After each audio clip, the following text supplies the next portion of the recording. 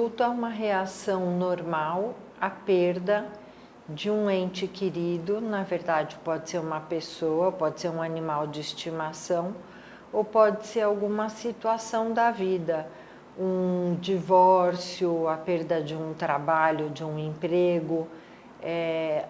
Uma situação específica da vida pode gerar uma reação de luto também.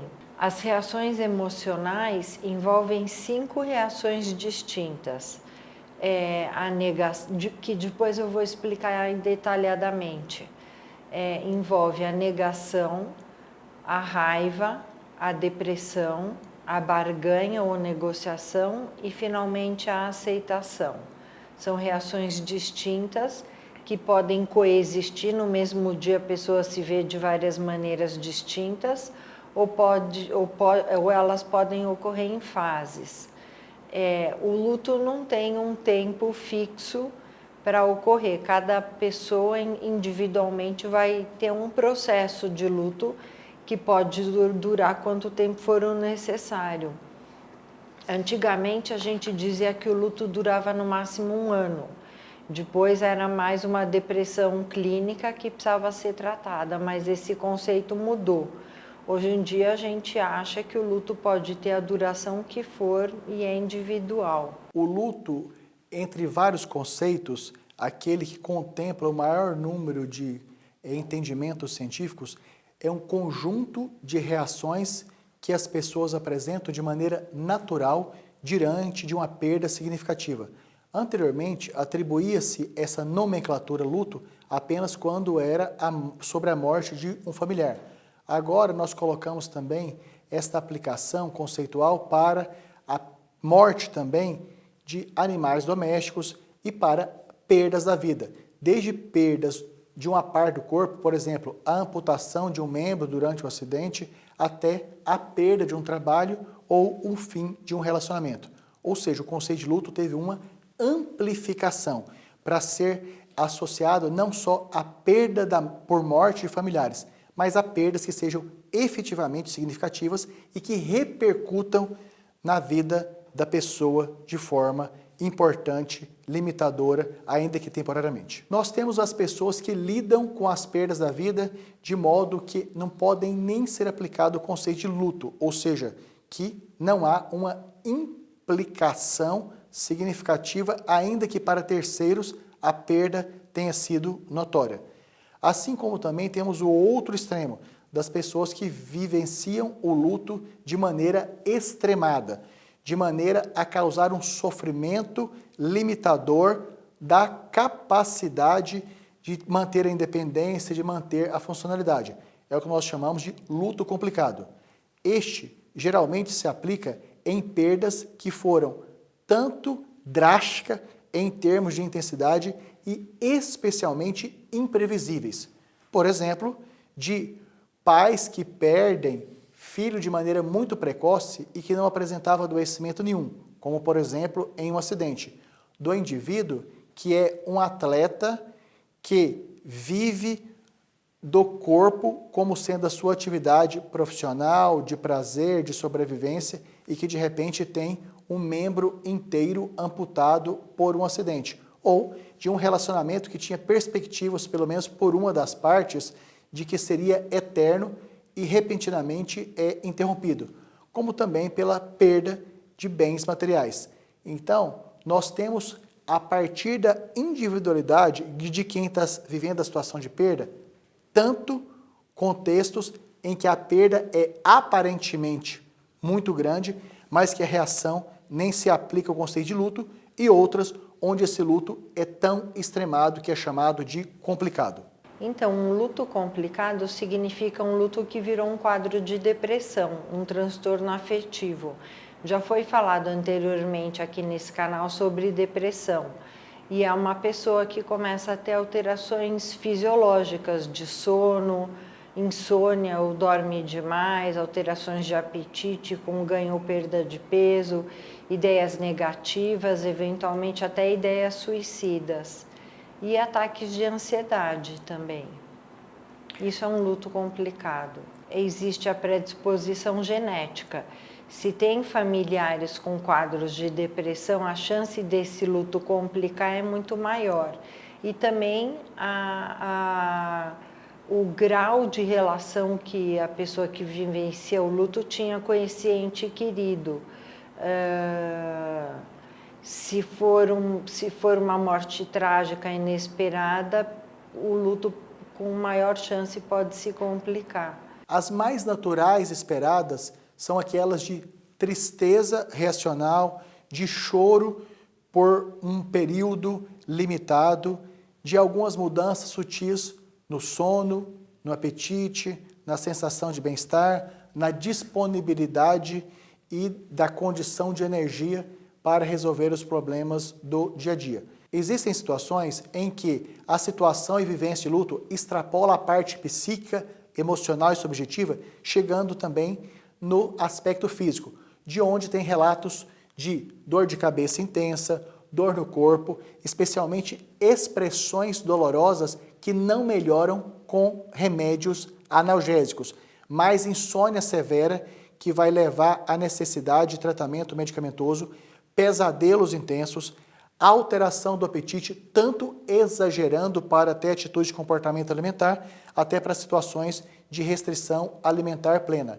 Se o indivíduo começa a ter sofrimentos físicos, como ataques de pânico, insônia, alteração de apetite, tanto para mais quanto para menos, com uma concomitante perda ou aumento de peso, ideias suicidas, fica negativo, com uma tristeza profunda, aí isso se configura em quadros clínicos, psiquiátricos e precisam ser tratados com psicotrópicos. Antigamente a gente dizia que o luto estava delimitado a 1 ano.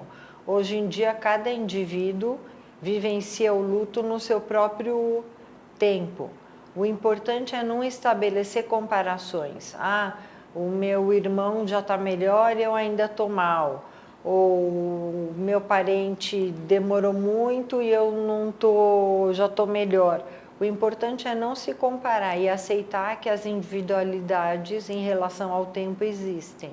Se houver uma morte trágica, inesperada, a morte de um filho, o natural são os pais morrerem antes dos filhos, né? Aí o luto pode ser mais intenso, mais pesado e complicado. E também fatores genéticos, eu acredito.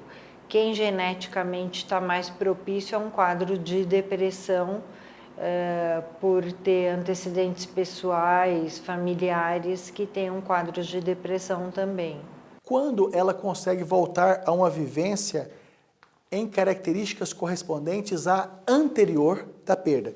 Então, o nosso parâmetro de melhora não é aquele do profissional, não é aquele do avaliador, mas é os descritivos entre antes da perda e depois da perda. Então, esse é um elemento comparativo mais racional de servir como marca para uma ou outra intervenção.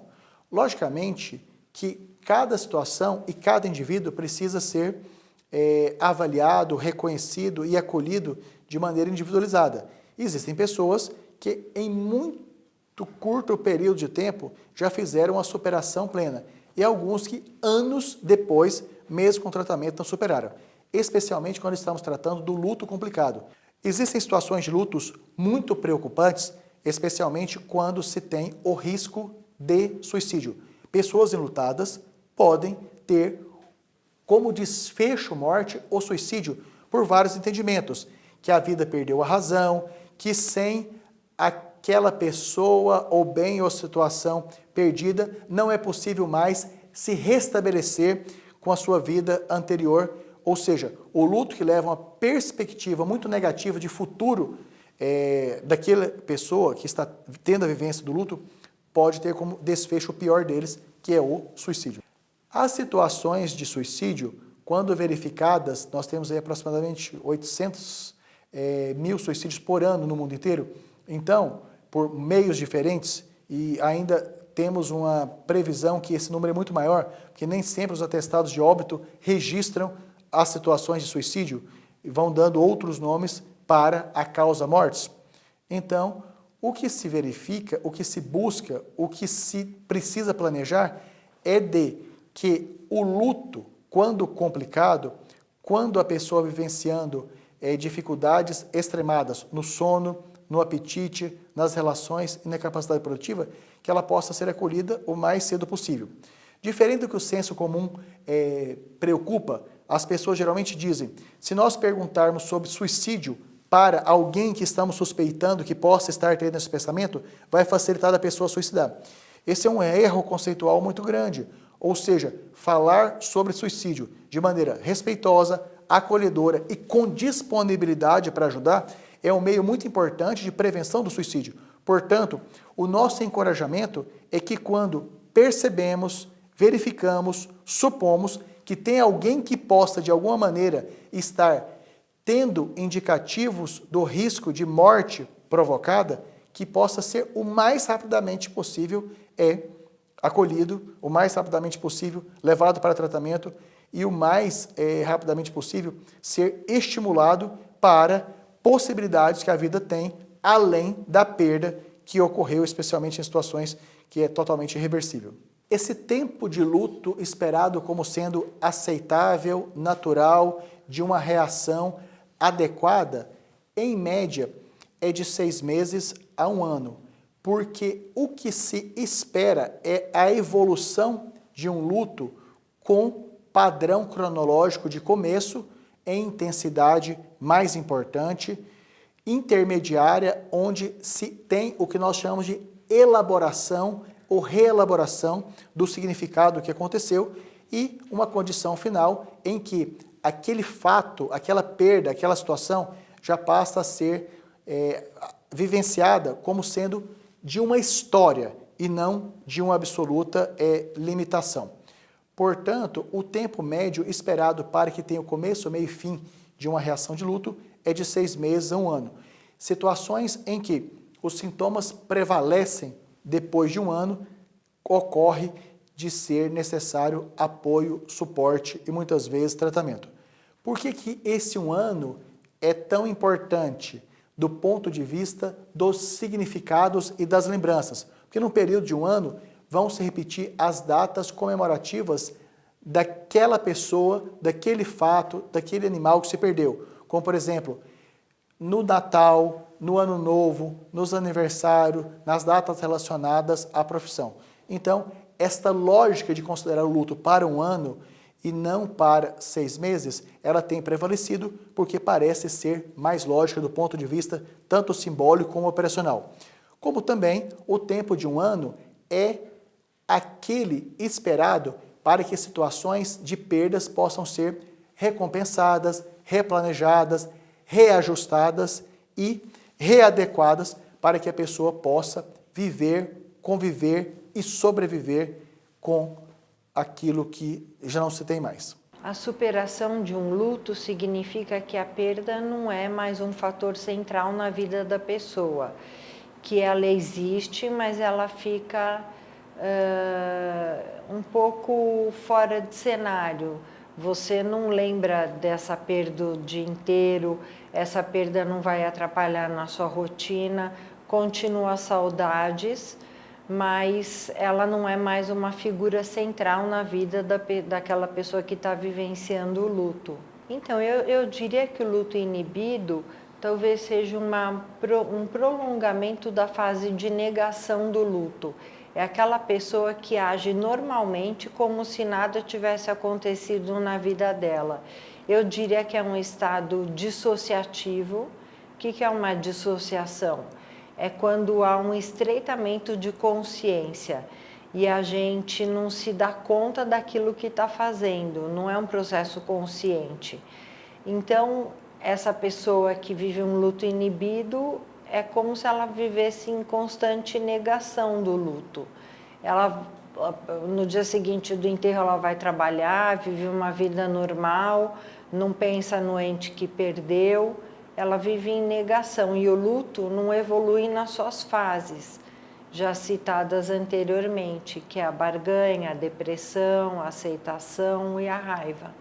Nós temos algumas situações em que a pessoa vivencia, logo depois da perda, uma condição chamada dissociativa, ou seja, que ela tem uma desconexão entre o entendimento pleno da perda que ocorreu e a gravidade da pessoa, da situação, do animal que não existe mais na vida daquela pessoa. Então, nessa situação de desconexão chamada dissociativa, muitas vezes se tem até um momento inicial como se nada tivesse acontecido e a pessoa continuasse levando a vida dela da maneira mais natural possível, como acontecia e era antes da perda. Nós temos também por um mecanismo mental chamado negação, em que, de maneira inconsciente, a pessoa que teve uma perda muito relevante não sintoniza, não vivencia, não tem a percepção do quão impactante está e será na vida dela conviver com aquela ausência definitiva.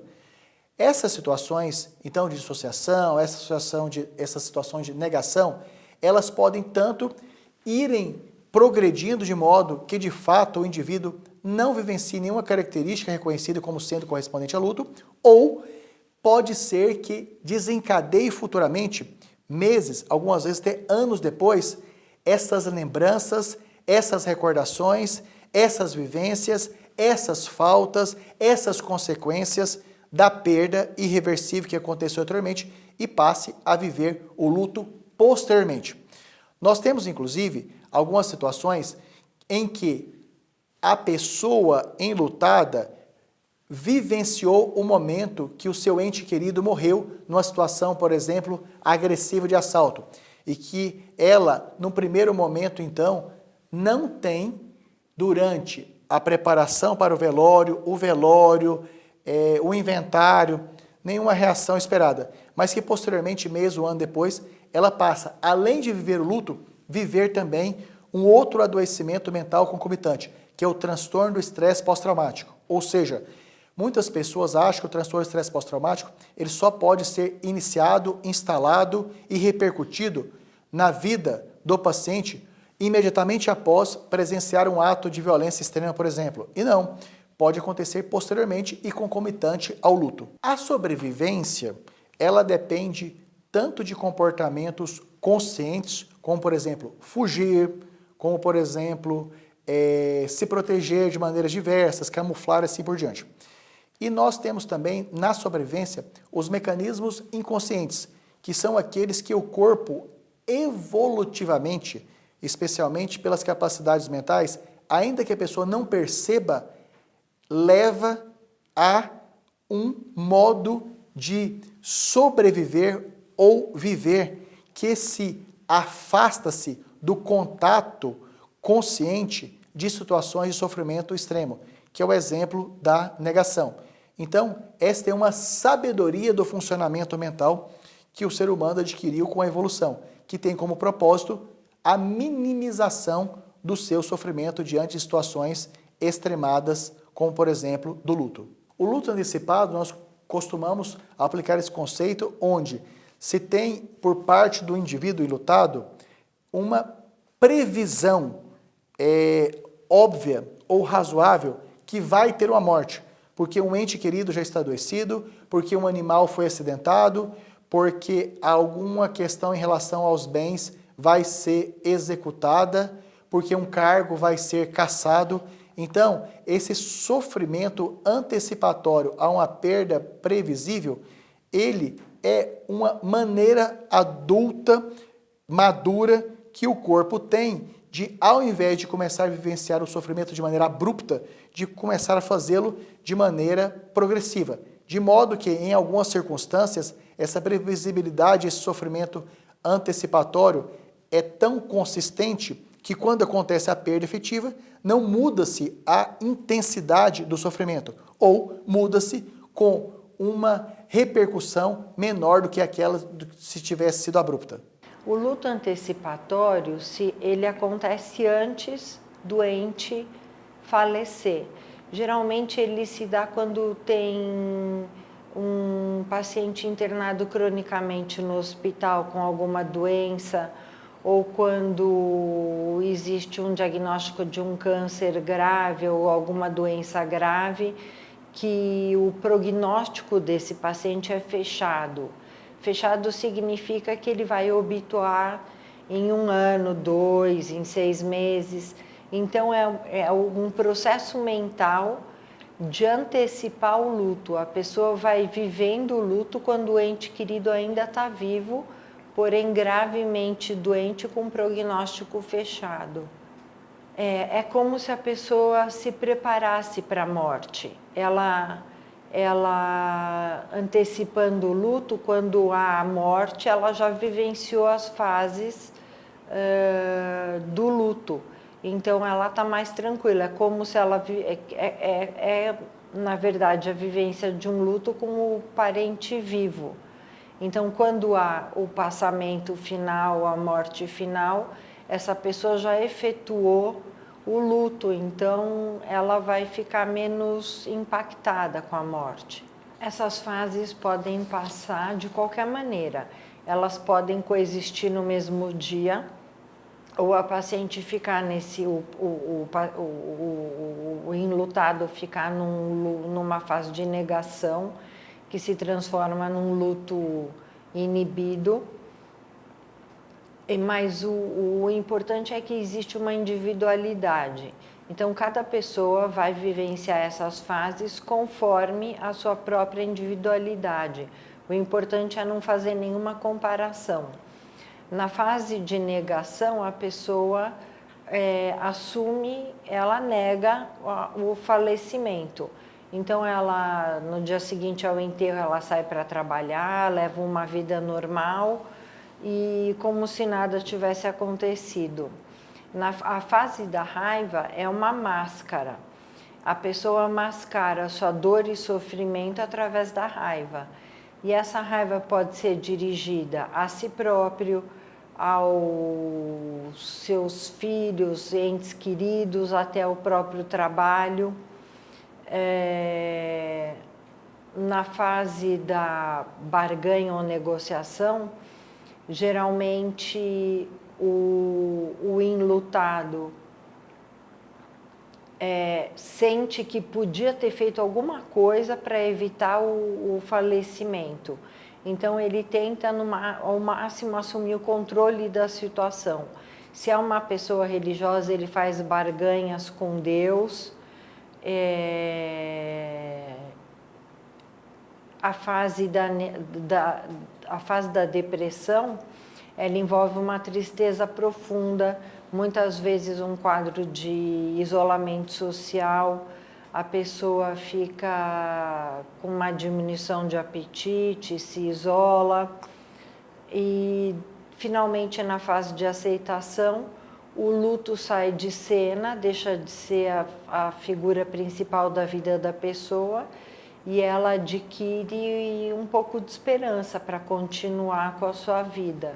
O luto, ele é uma vivência extremamente subjetiva, individual e até um tanto imprevisível, especialmente quando acontece na primeira perda grandiosa que acontece na vida da pessoa. E a tendência natural de os próximos lutos, das próximas perdas, ter um sofrimento mais ameno, especialmente quando essa pessoa com sabedoria, tendo suporte ou pelos seus próprios recursos pessoais, criou meios, recursos, ferramentas, habilidades para lidar com a perda, a compensar as repercussões e a se proteger de efeitos como insônia, mudança do apetite, sensação dolorosa, capacidade de trabalho. O luto faz parte da história natural dos seres humanos. Então, não há uma consideração que a não vivência do luto seja saudável. Ou seja, inclusive o luto é uma das oportunidades mais amplas, ricas, diversas de aprendizado do ser humano, até porque estar tendo uma história de perdas na vida é muito mais comum do que só de ganhos. Portanto, o luto faz parte da história de vida e nós consideramos como sendo um elemento e um acontecimento de vida oportuno para acelerar maturidades, apresentar crescimento em situações onde não estava estimulado, amplificar a condição de resolver problemas e especialmente ter o aprendizado para que previna perdas e, no caso delas acontecerem, que elas sejam menos impactantes, menos sofridas e de impactos menos duradouros. A gente dá dica para as pessoas levarem bem o luto, de não se comparar com outras pessoas, cada um tem um ritmo de luto e uma duração, de não se isolarem, de cuidarem do corpo, da alimentação, estabelecerem uma alimentação saudável, mesmo que talvez um pouco diminuída, dormir bem e manterem relações com as pessoas, não ficarem isolados, conversarem abertamente sobre seus sentimentos, chorarem. A psicoterapia, ela pode entrar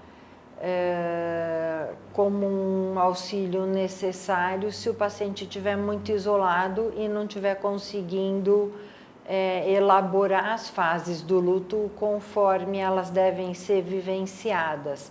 O psicoterapeuta, independente da linha que ele tenha, pode ser cognitivo-comportamental, uma linha mais psicanalítica, fenomenológica. O importante são os resultados, não o tipo de terapia, mas o resultado. O terapeuta vai ajudar o paciente a se expor e a elaborar as fases do luto.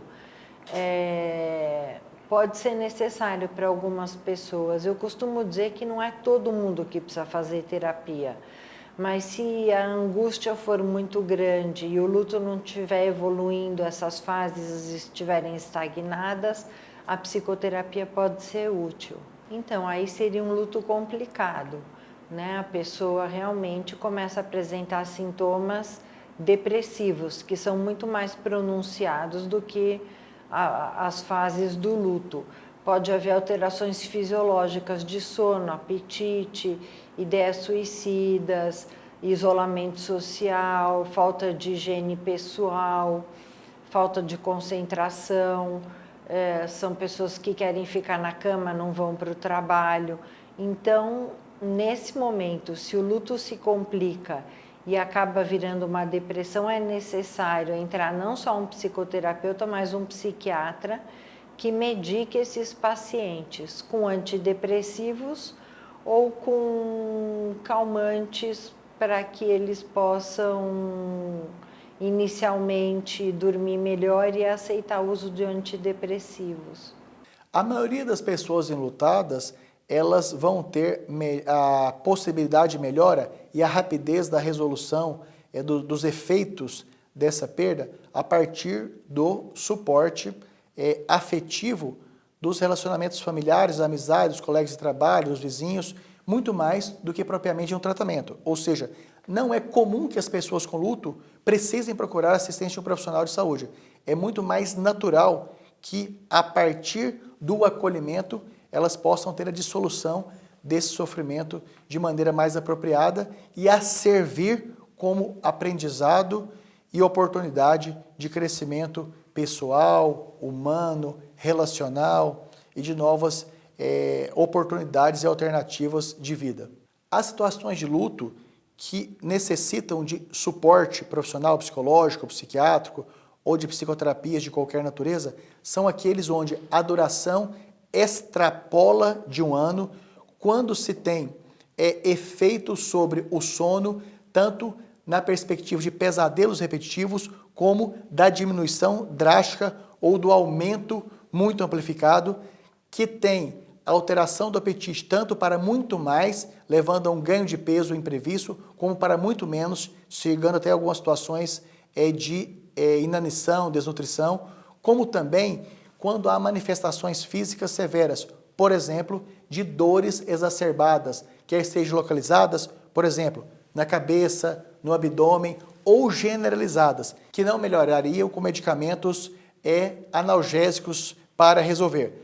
Ou seja, Então, alterações de dores severas e inclusive também até no ritmo intestinal. Não é incomum pessoas com luto grave terem diarreia severa, a ponto de precisar algumas vezes até internarem, como também relatarem obstipação intestinal de muitos dias. A maioria das pessoas com luto, felizmente, elas poderão se beneficiar desse momento sofrido com a oportunidade de estreitar relações, reforçar amizades, desenvolver vínculos novos e, grandiosamente, replicar tudo aquilo que adquiriu de experiência, habilidade e capacidade para que em situações semelhantes futuras possam sofrer menos. Felizmente, a maioria vai conseguir ter um ciclo de começo, meio e fim resolvido de luto de 6 meses a 1 ano.